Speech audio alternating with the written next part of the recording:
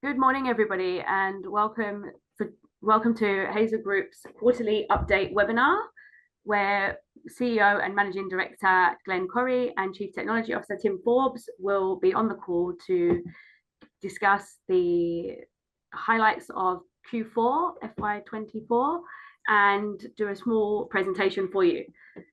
Once we conclude the presentation, we will move on to a Q&A portion.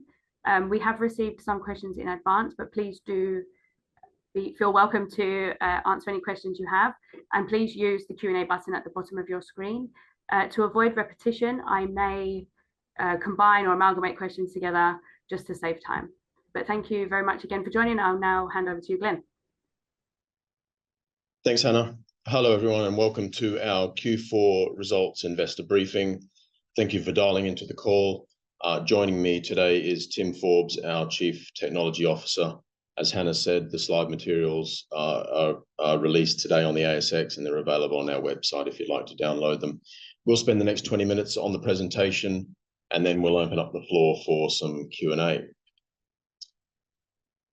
Our agenda's as follows. Firstly, I'll talk to the headlines from our quarterly results. Tim will then provide an update on our commercial demonstration plant, our CDP, and all the good progress that we're making there. Thirdly, we'll bring you up to speed on our commercial projects and our partnerships. And before we open up the call for Q&A, I'd like to close with a bit of a corporate update and reiterate our strategic priorities and our activity plan for the coming 12 months. Let's dive straight in. Our Q4 highlights, you will have seen these come out on Monday. We brought our CDP online in January of this year. We've used the last quarter to advance the technology performance test program and concurrently driving forward our commercialization strategy. Firstly, at the CDP, we've achieved a record 182 hours of hot operations. That's over 7 days of production operations. It's 3 times what we've achieved quarter on quarter. It's a major success and a significant milestone for a first-of-a-kind technology. Secondly, we are continuing to leverage the performance of our CDP into commercial partnerships. We've made a major step forward with Canada. We've signed a binding agreement with them to consolidate our partnership and build a commercial scale facility. It's our first commercial facility with a very large customer. Importantly, we have now agreed the commercial framework. Hazer will be the technology licensor, and the license terms should be in place before the end of this year. More recently, we have signed a very transformational deal with Posco. It's one of the world's largest steelmaking firms. We'll integrate Hazer's technology into the clean steelmaking process. It's a full endorsement of Hazer's technology, and it's a privilege to be working alongside Posco, developing the scale-up of our technology into the key market of steelmaking. Finally, we're underpinned as a company and corporately by a very robust funding position, solid cash balance, low and flexible cash burn, an extended runway through significant technology and commercial milestones, and importantly, some very significant non-dilutive inflows, including an R&D rebate that we receive annually, further arena funding milestones that will unlock as we deliver CDP performance, and in addition to that, some early revenue from our project in Canada. At this stage, I'll hand over to Tim for an update on the CDP. Thanks very much, Glenn. Good morning, everyone. Great to be here again. As Glenn has said, we've had a fairly productive quarter, so really happy to be sharing some of those results here today. As always, we need a balance, sharing information, the technical and commercially sensitive information, and protecting that with giving shareholders an update. And I think everyone's very curious. So really, we strike to get that balance right, and it's about protecting shareholder value, and we'll always share what we can and what we deem relevant. So brief recap on the CDP test program. So the CDP, as a reminder, it's located in Munster, south of Perth, 100 tonne per annum hydrogen production, nameplate capacity, and it processes biogas from the wastewater treatment plant there. So carbon negative process all in all. It's over a 1 foot or 300 centimetre diameter reactor, so it's a commercially relevant flow regime for predicting larger scale performance. In terms of the test program, where we're at and what we're trying to achieve. So first objective, just demonstrate the technology continuously. So prior to the demonstration plant, pilot plant runs were limited due to design to in the order of 24 hours. As Glenn mentioned, we've gone beyond that already. So continuous operation for extended duration and demonstrate that the core technology works. So from the first run, we're producing hydrogen and graphite in line with expectations. It's not quantitatively validated yet, but a green light in terms of the ability for the technology to perform. So we're calling that a pass at this point on our test program. The next attribute there is producing larger volumes of graphite to enable the next phase of product qualification. So while we've substantially increased our inventory, we're still early on in the operation, and we're looking to confirm stable product quality with extended stable operations before we launch into the next phase of product testing. But in general, hydrogen graphite production is proceeding well. The extended continuous operation, so we've run it for 24 hours. We've now run it for more than 100 hours.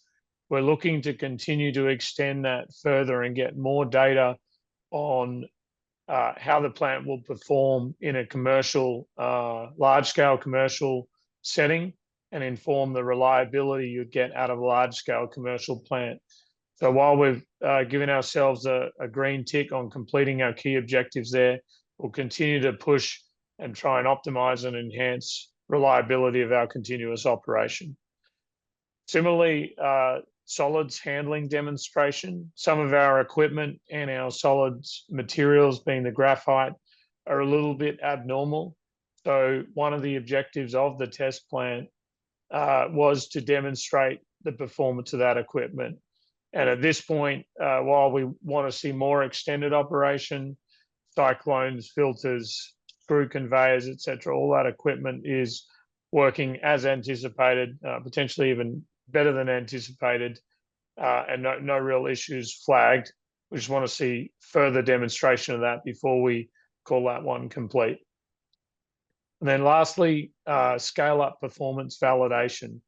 So what this one's about is validating the level of methane conversion, hydrogen production for a given set of operating conditions that we'll see at the large scale, and then also demonstrating graphite purity at a given catalyst consumption and gas conversion.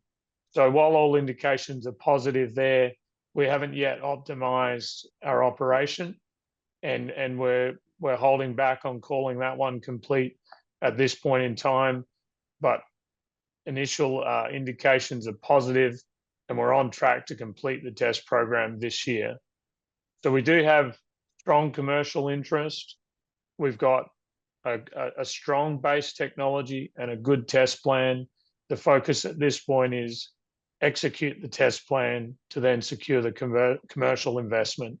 And as you can see, the list on the right is growing. There's a lot more going on in the background, so we're well placed with the commercial interest. Glenn, would you be able to go to the next slide, please?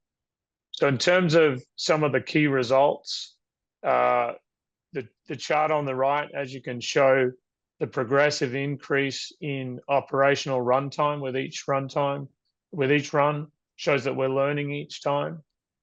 As most of you probably know, starting up any plant, even existing technology, or even an existing plant after downtime is challenging.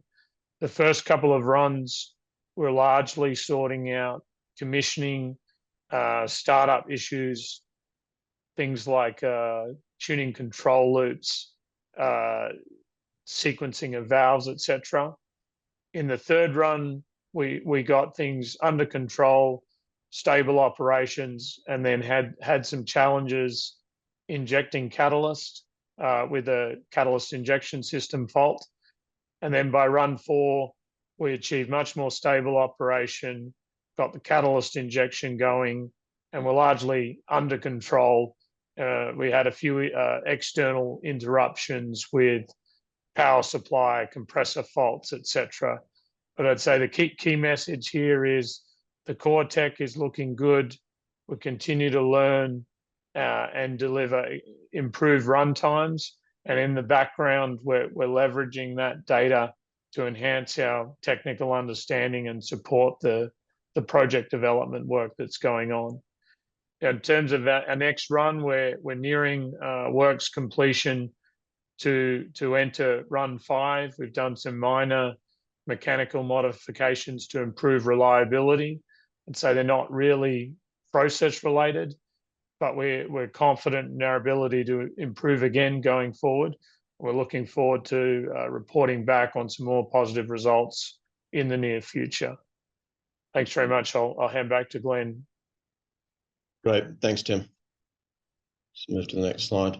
So CDP is doing its job technically, and it's also, as Tim said, doing its job commercially, demonstrating our technology is ready for the big league in that respect, and ready to scale up and unlock opportunities for us commercially and corporately.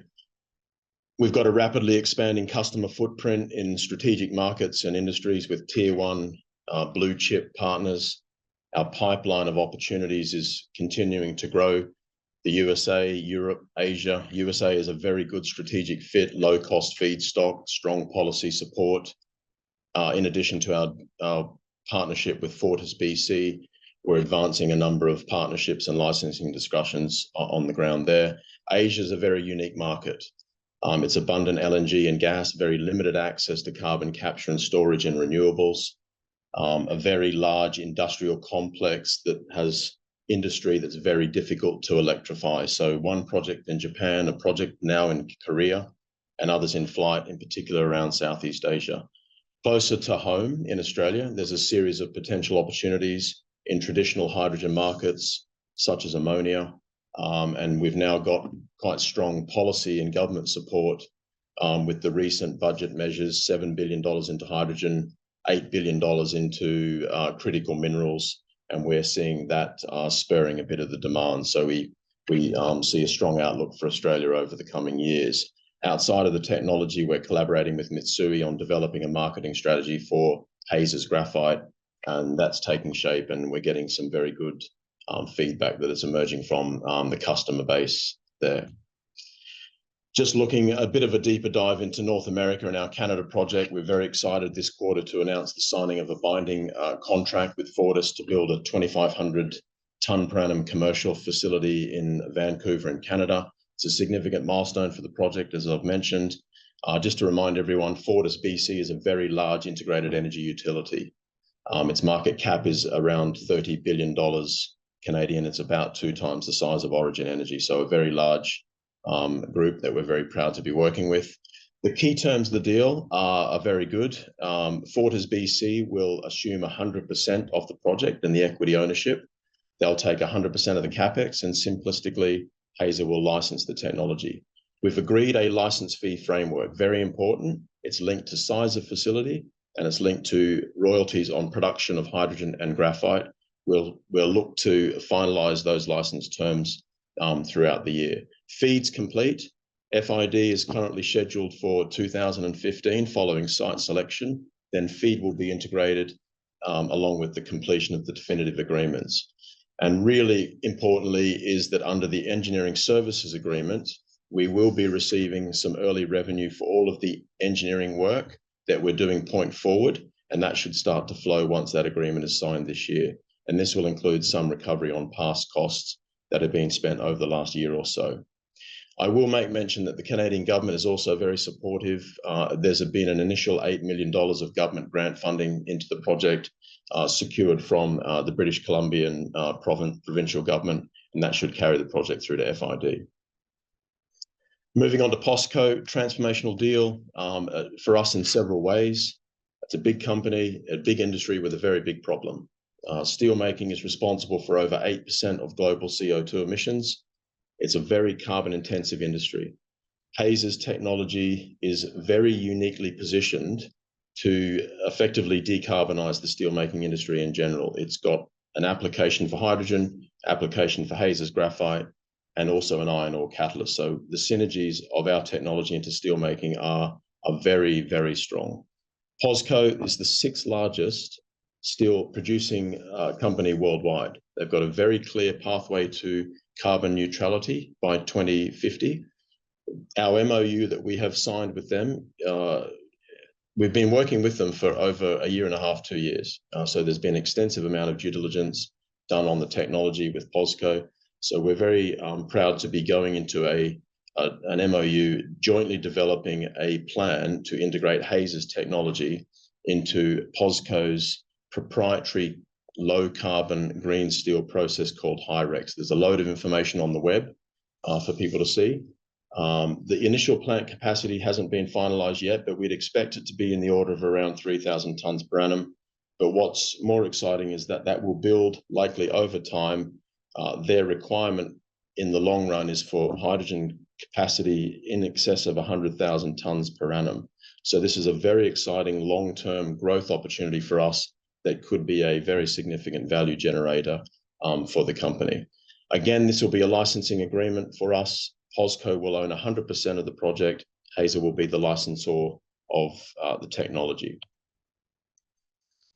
Moving on to the corporate side, we'll talk shortly about our upcoming catalysts. I do want to address upfront the share price.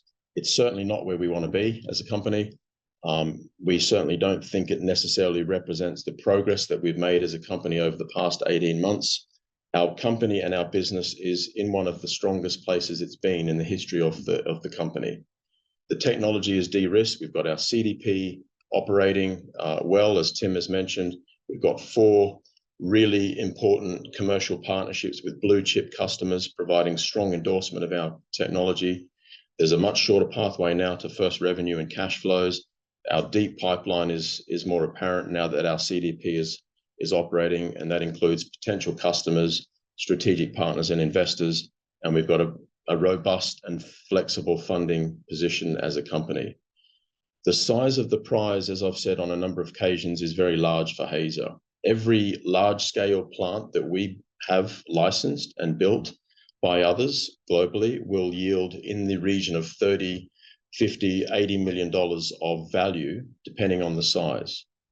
So if there's 10 plants in our portfolio, that could be a platform, a company valued anywhere in excess of $500 million of value based on just a royalty framework. So that's the size of the prize that we're shooting for. We're trading at a 52-week low. I appreciate that. The flip side of that was that we think that's a very attractive valuation and entry level. We've got a lot of near-term catalysts in our pipeline, and we believe it's a good time to invest in Hazer. Moving on to those priorities, you'll see them there. Our strategy is focused on 3 pillars: commercialize, scale up, and grow our technology. Commercialize is to really validate the CDP and the test program, complete that by the year end, valorize our graphite, accelerate and scale up our tech into our foundation projects, drive forward those commercial projects in Canada, in Japan, in Korea, as well as in France. And then, of course, convert those projects and monetize those through license terms and revenue streams and monetize the graphite. We've got, translating that into milestones, we've got a pretty busy 12 to 18 months ahead of us. There's a bunch of really important and positive milestones and catalysts for the company. On the CDP, we're driving towards a commercial readiness point by year end. You've heard what Tim has said in terms of our progress on our technology performance test plan. We're making good progress. We've been through 100 hours. We've got 240 hours just around the corner, and then we'll drive towards the end of the year to declare commercial readiness for the overall technology. In Canada, our project development agreement is signed. That set the stage for the next phase of the project. we're aiming to finalize the license terms for our involvement in that project by the year end. The team will be in Perth in October to continue dialogue on that. FID is now as early as 2015, and that will be the likely point that Hazer will start to receive license fees from our involvement in that project. In Japan, we haven't spoken about Japan extensively over the last couple of months, but we have made really good progress on the ground there. The feasibility study is now complete. The results are showing very positive movement technically and commercially, and the project is viable. There's some large-scale testing of graphite to be done before we move into pre-feed, but will provide more project definition. And again, license terms are scheduled for discussion at the end of this year and into next year. We'll continue to work with Mitsui on the marketing of our graphite. This is going well. We're starting to see very strong interest in Hazer's graphite from a range of industries and potential customers. The end game, of course, here is to market and secure offtake agreements, and we're pursuing that aggressively. Our pipeline is deep, and we continue to work in all of our target markets. Corporately, finally, we continue to get more runs on the board. Our R&D cash refund is scheduled to be received sometime in the second half of this year. We spent a lot of cash this year on R&D, or last year on R&D, so we should again see a sizable refund. In addition to that, the CDP performance is also unlocking further ARENA milestones. So we expect to receive those the latter part of this year or the early part of 2025. And we're also in the running for further grants, both federally and at the state level. So that's a good place to, I think, open up the floor for questions. You've seen our investment highlights. The technology de-risked. It's advancing strongly. We've got a very strong cost and competitive advantage relative to our peers. We're decarbonizing natural gas and accelerating the pathway to clean hydrogen. It's a disruptive, low-cost hydrogen technology that's available today to scale, and a really good opportunity for investors out there. All right, thanks very much, Glenn. Everybody on the call, we're now going to move forward with the Q&A session. Again, if you do have a question, please use the Q&A button at the bottom of your screen, and we will endeavour to answer as many as possible. If we cannot get to your question live, then please don't worry. Please send it to us on email. We will come back to you as soon as possible. So Glenn, we do have a few that we've received in advance, which I'm going to address first. The first one being, when reviewing your recent slide decks, I noticed that your H2 per kilo target cost per region has been lowered despite your assumptions for the price of feedstock increasing. What are the drivers of this lowered H2 cost expectation? Does it relate to electricity prices, and or have there been any further learnings from the CDP that has allowed you to adjust them downwards? Very good question. It's a good pickup, by the way. We have actually reduced our LCOH over time. That's driven mostly a bit by the CDP performance. I think we're understanding a lot more about the technology and what the improvements can be as we think about the scale up of the technology. Lower energy intensity, I know, is a big driver. Graphite pricing upside, as we've explored the markets and got a lot of feedback, we see a growing upside in the graphite. It could be a serious value driver for the economics and also the company. So there's some upside there. Lower operating costs, of course, are also a contributor. So a combination of these factors have brought down our LCOH.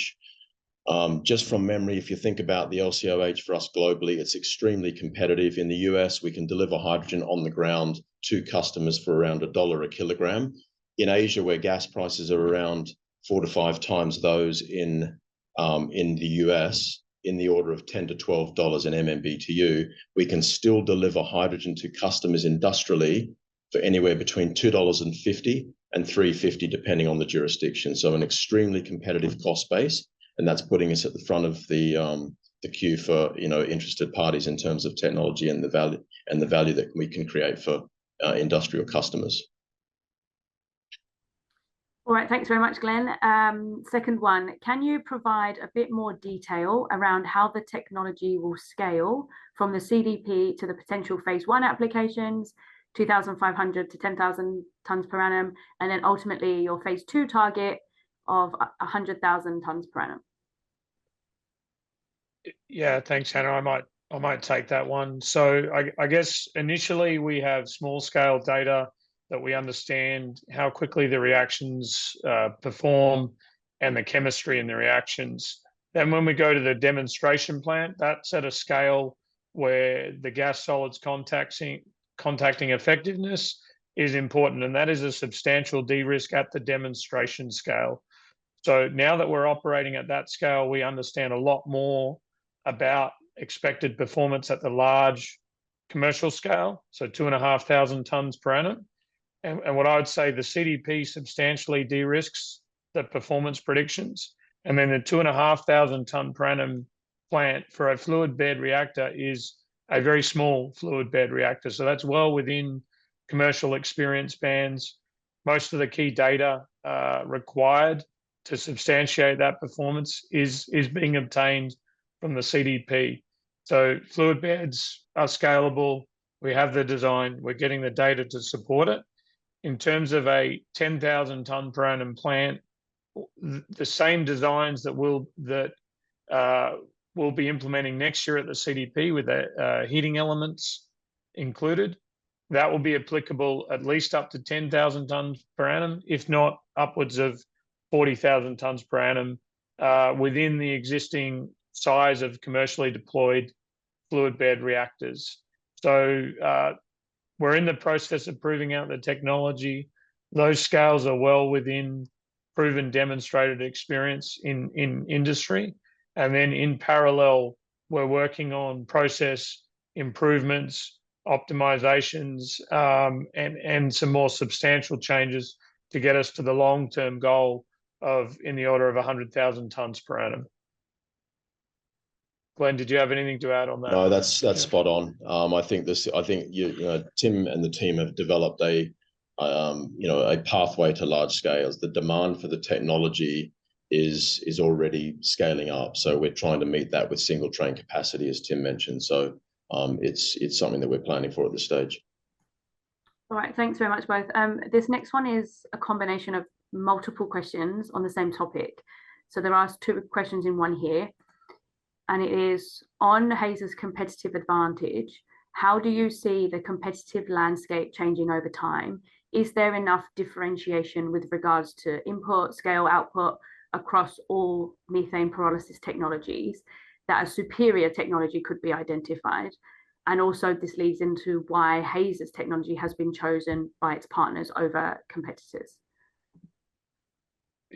Yeah, I might take first stab at that one. Yeah, you have a first crack at that and I'll, Yeah, so I mean, I'd say that the competition is heating up. There's a lot of players out there, but Hazer has fairly strong and broad IP in the iron ore catalyzed fluid bed reactor methane pyrolysis space. So we have very, very strong coverage there. Now, why is that important? What we see in the plasma space is it appears that that capacity is limited by plasma torch size. So we see announcements of maximums in the order of 5,000 tonne per annum single train capacity relative to our ambitions upwards of 100,000 tonnes per annum capacity. Now, why is that? Ultimately, plasma torch size is limited, whereas what we're looking at doing is a fluid bed reactor. And large fluid bed reactors exist in industry. It's not at all a stretch to be pushing to the 5 to 10 meter diameter reactor vessel, which is the basis of the 40,000 tonne per annum future capacity claim. So Hazer is competitive. We have strong IP. We've got cheap catalysts, so low cost, fluid bed technology, which is scalable.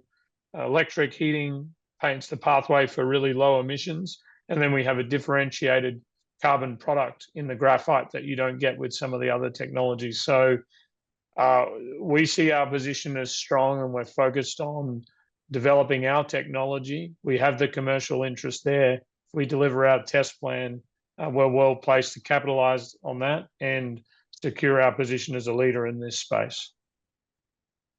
And I'll just add to that, the market's big. The hydrogen market is, a lot of people don't really appreciate, it's 100 million tonnes per annum. So it's a very significant market. that is, it's a third of the global LNG market in scale. So there's a lot of space for everybody. All of that is produced with steam methane reforming, a very carbon intensive form of hydrogen production. And that is our disruption into this market. Of course, we're not going to capture all of it, and there's space for everybody. But as Tim said, we're a leader in this space from a cost perspective, and our value upside is in the form of graphite relative to a carbon black. So we're really well positioned and advanced, and I think we're set on maintaining that leading position in the market. Right, thanks very much, Glenn. The next question again is a combination of several, and it relates to revenues. So when do you expect first revenues, and when will you expect revenues as license fees with specific focus on Fortis BC? Yeah, very good question. So I think break the question down into probably two parts. As I've mentioned already, we're going to see early revenue this year in the form of a recovery plus a margin on all of the costs that we've spent, or some of the costs that we spent in Canada, plus cost point forward that we spend from an engineering services perspective. And that's a model that we're very keen to replicate on all of our future projects. So we're going to start to see some early recovery and revenue from at least our Canada project this year once that agreement is signed. So we're going to start to see that. In terms of our licensing structure, the license fee framework that we have developed is a combination of license fees and royalties. License fees will be typically paid at FID onwards, and royalties will be paid on production. And there's two time frames in there. FID, of course, generally comes 2.5 years before production. So we're certainly much closer now to revenue now that we've got FID in sight, certainly for Canada and also some of our other commercial projects. And we'll continue to find ways to bring that forward, of course. But that's the way that the revenue structure is set up. Early revenue through and returns through engineering services, and then the commencement of inflows of revenues and cash flow from the royalties and the license fees from FID onwards. Right, thanks very much, Glenn. Next question. How is Hazer utilising the data from the CDP to attract new potential customers? And are there any specific industries or regions you are targeting as a priority now? Tim, do you want to take that one? Yeah, so I'll have first pass. Now, in terms of attracting customers, I'd say, Luke Cox, our Chief Commercial Officer, does a great job there. We have no end of interest in getting an audience and talking about the technology. With potential project partners, being able to support your claims with real data is very important. So when we have those conversations, being able to share some of the performance data, plant design, and our test program goes a long way towards progressing those conversations to the next stage. So that's how we're using it. And sorry, Hannah, I think there was a second part to that question I've missed. Yeah, it was really just about are there any specific industries or regions that you're targeting as a priority? Yeah, I mean, I guess from my perspective as a technical person, I look to support all inquiries and applications and make sure we have optionality. But I would comment that we see a strong synergy in steel, both for hydrogen and graphite production. Obviously, a lot of hydrogen going into ammonia and refining, also seeing interest there. And then, of course, things like gas blending, mobility, power, etc., are still on the cards. So there's a lot of demand, and our inquiries are coming from all regions. Glenn, if you wanted to maybe add a little color. Yeah, I'll just say, look, the CDP, as you've said, is spurred a lot of interest, in particular since we've had it operating now for at least 6 months. So we get lots of visits there. In terms of regions, we're not agnostic to geography, but we see the strategic markets as the US or North America, Europe and Asia, probably in that order. Australia, of course, is emerging now with all the budget measures. There's emerging interest as well from customer bases in here. In terms of industry segments, today's hydrogen market is mostly refining and ammonia. So they're low-hanging fruit, displacing existing steam methane reforming in those industries with Hazer technology because we're cost equivalent. As Tim said, steelmaking is also a very important sector because of its emissions, because of the fact of the nice synergies that we bring to that industry with our hydrogen, our graphite, or our carbon product, as well as our iron ore as a catalyst. So they're the sort of sectors that we're obviously prioritizing, but we have a lot of interest that we, obviously screen on a certain criteria, and they're the projects that we effectively assess taking forward. Thanks very much, Glenn. Next question. A critical aspect of the Hazer process value add is the graphite production. Can you provide any further information regarding the graphite quality and its suitability for different products? Will we eventually see Hazer graphite in EVs or lithium-ion batteries, etc.? Yeah, thanks, Hannah. Great question. I could talk for a long time on this, so I'll try and keep it brief. So expected quality of graphite directly produced off the unit is in the range of 90 to 95% pure by carbon content. At that level of quality, it wouldn't go straight into a battery application. And how we're viewing things at this point is that there are multiple uses with high value where we can see that going straight into. So we'll see our application potential in steel production, wastewater treatment, thermal energy storage. These kinds of applications we would view as higher confidence, high volume markets, and drop-in solutions. In parallel with that, once we establish a sound base of high volume outlet, we'll continue to do development work on purification and other techniques that will enable some of these higher value applications in the long term. So will we see it in batteries? I guess we've already made batteries with it. We can do it. It requires some development to do it commercially, and that's certainly part of the long-term plan. Thank you very much, Tim. We are fast running out of time, unfortunately, so I'll just have one or two more. The next one is an interesting question, actually. If FID for the BC project is achieved in 2025, when do you foresee first production? And also, what is the major catalyst for signing further project licensing agreements? Is it a certain CDP milestone achievement, or is it something else? Yeah, I can see that question, Hannah. That's a good one. So FID currently for the Canadian project is scheduled for 2025. As I've mentioned, the FEED study for that project initial FEED is already complete. So it's a long way advanced. Once the site is selected, we will go into then integrating the final FEED, or Fortis will do that. And that will be the major catalyst, if you like, for the FID. Of course, definitive commercial agreements are a key milestone for that, as well as government approval. So they're the three main factors for FID in Canada in 2025. It'll take about 2 years to build. That's about the construction time, more or less. So, but again, FID is the point at which we would expect to start to receive the license aspects of our revenue model. So that's how we're starting to think about it. In terms of other projects, what drives effectively the FID is purely just the feasibility work, the pre-feed, and then the feasibility studies. But all of our projects, we often get asked about how many projects can you handle.